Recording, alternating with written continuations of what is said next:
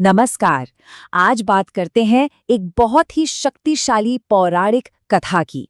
एक ऐसी कहानी जिसमें दिव्य क्रोध है, एक भयानक श्राप है और फिर आखिर में मुक्ति। ये कहानी है अहंकार की, कर्म की और प्रायश्चित की। त्रिदेवों में सबसे महान कौन? ये सवाल तो कभी न कभी मन में आता ही है।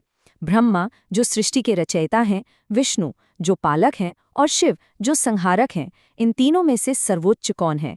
बस इसी एक गहरे और ब्रह्मांडीय सवाल से हमारी आज की कहानी शुरू होती है।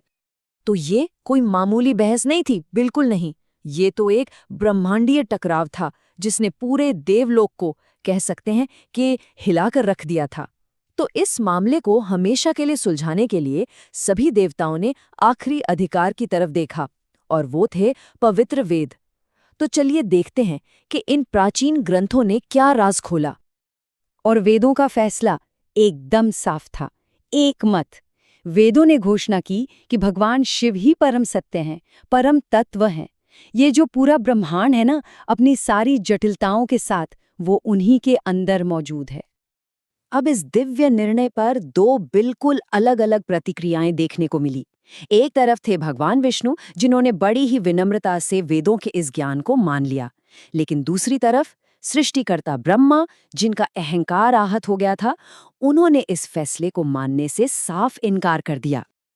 अहंकार में इतने अंधे हो गए ब्रह्मा कि उन्होंने अपने 5 सिरों में से एक का इस्तेमाल भगवान शिव का अपमान करने के लिए किया। उनके तपस्वी रूप का मजाक उड़ाया, उनकी शक्ति पर सवाल उठाए, और ये एक बहुत बड़ी एक घातक भूल थी। ब्रह्मा के उन शब्दों ने ब्रह्मांड में एक ऐसी शक्ति को उजागर कर दिया जिसे कोई नियंत्रित नहीं कर सकता था। अहंकार के इस काम ने शिव के अंदर एक ऐसे भयानक क्रोध को जन्म दिया जैसा पहले कभी किसी ने नहीं देखा था। ये अपमान भरे शब्द सुनकर भगवान शिव का क्रोध इतना ज्यादा बढ़ गया, इतना प्रचंड हो गया कि ऐसा लगा मानो पूरा का पूरा ब्रह्मांड ही उसकी तीव्रता से फट जाएगा। उनकी जो ऊर्जा थी वो सृष्टि के लिए असहनीय हो रही थी। तो इस अहंकार को सजा देने के लिए शिव ने अपने क्रोध को एक भौतिक रूप दिया, एक भयानक रूप। अपनी भौहों के बीच से उन्होंने एक तेजस्वी प्राणी को प्रकट किया और उसे नाम दिया काल। एक ऐसा नाम जिसका मतलब समय भी है और मृत्यु भी, और यही था काल भैरव का जन्म। भगवान शिव ने अपनी इस रचना काल भैरव को सिर्फ एक सीधा और भयानक आदेश दिया। उन्होंने कहा, जाओ और ब्रह्मा के उस सिर को दंडित करो जिसने मेरा अपमान करने का साहस किया है। और काल भैरव तो थे ही शिव के क्रोध का अवतार, तो जाहिर है उन्होंने एक पल की भी देरी नहीं की। बिना किसी हिचकिचाहट के उन्होंने अपने स्वामी की आज्ञा मानी और तुरंत कार्रवाई की, जिसका नतीजा बहुत भयानक और अपरिवर्तनीय होने वाला था। सजा बहुत तेज थी और बहुत भयानक भी।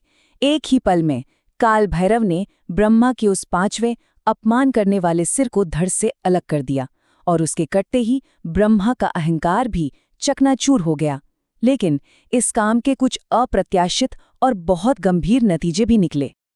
देखिए, भले ही उन्होंने शिव का आदेश माना था, लेकिन एक देवता की हत्या, और वो भी सृष्टिकर्ता ब्रह्मा की, ये एक महापाप था। इसे ब्रह्म हत्या कहते हैं। और इस पाप ने तुरंत एक भयानक श्राप का रूप ले लिया। हुआ ये कि ब्रह्मा का वो कटा हुआ सिर काल भैरव के हाथ से चिपक गया, एक ऐसा श्राप जिसे वो चाहकर भी हटा नहीं पा रहे थे।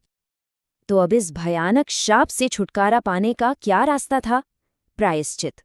काल भैरव को एक बहुत लंबी और मुश्किल यात्रा पर निकलना पड़ा। भगवान शिव ने उन्हें निर्देश दिया कि एक तपस्वी बनकर तब तक भटको जब तक इस पाप से मुक्ति न मिल जाए। और ये यात्रा छोटी नहीं थी। युगों तक काल भैरव तीनों लोकों में भटकते रहे, न जाने कितने ही पवित्र तीर्थों पर गए, लेकिन वो श्राप, वो टस से मस नहीं हुआ।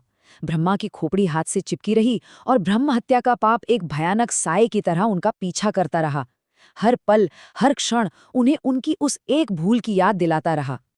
ऐसा लग रहा था जैसे उनकी ये पीड़ा कभी खत्म ही नहीं होगी। वो जहां भी जाते, श्राप उनके साथ जाता और उनका दर्द बढ़ता ही जाता, जब तक कि आखिरकार उनकी यात्रा उन्हें एक ऐसे शहर में ले आई जो सभी नगरों में सबसे पवित्र है, स्वयं भगवान शिव का अपना घर। और जैसे ही जिस पल काल भैरव ने उस पवित्र नगरी काशी में अपना पहला कदम रखा, एक चमत्कार हो गया। ब्रह्मा की वो खोपड़ी जो युगों से चिपकी थी, तुरंत उनके हाथ से छूटकर जमीन पर गिर गई और वो ब्रह्म हत्या का पाप हमेशा हमेशा के लिए धरती में समा गया। आखिरकार वो आजाद थे। तो अपनी इतनी लंबी तपस्या पूरी करने और श्राप से मुक्त होने के बाद काल भैरव को भगवान शिव का आशीर्वाद मिला। शिव उनसे बहुत प्रसन्न हुए और उन्होंने उन्हें एक नया, एक शाश्वत उद्देश्य दिया, एक नई पहचान दी। उन्हें काशी का शाश्वत संरक्षक यानी काशी के कोतवाल के रूप में नियुक्त किया गया। अब उनका काम अहंकार को दंड देना नहीं था, बल्कि अब वो उस शहर और उसके भक्तों के रक्षक थे, डर और पाप को दूर करने वाले थे। और हाँ, वो जगह जहाँ ब्रह्मा की खोपड़ी गिरी थी, वो स्थान आज कपाल मोचन तीर्थ के नाम से जाना जाता है। एक ऐसा पवित्र स्थल जो पाप से मुक्ति का, मोक्ष का प्रतीक है और जहां आज भी हजारों श्रद्धालु जाते हैं। तो इस तरह काल भैरव की ये कहानी, जो दिव्य क्रोध और अहंकार की सजा से शुरू हुई थी, वो प्रायश्चित, मुक्ति और आखिर में शाश्वत संरक्षण की एक कहानी बन जाती है। और ये कहानी हमें एक बहुत गहरे सवाल के साथ छोड़ जाती है। सोचिएगा कि अगर वो जो खुद काल यानी समय और मृत्यु के स्वामी हैं, उन्हें भी प्रायश्चित से मुक्ति मिल सकती है, तो क्या समय के भय से मुक्ति पाना हम इंसानों के लिए भी संभव है?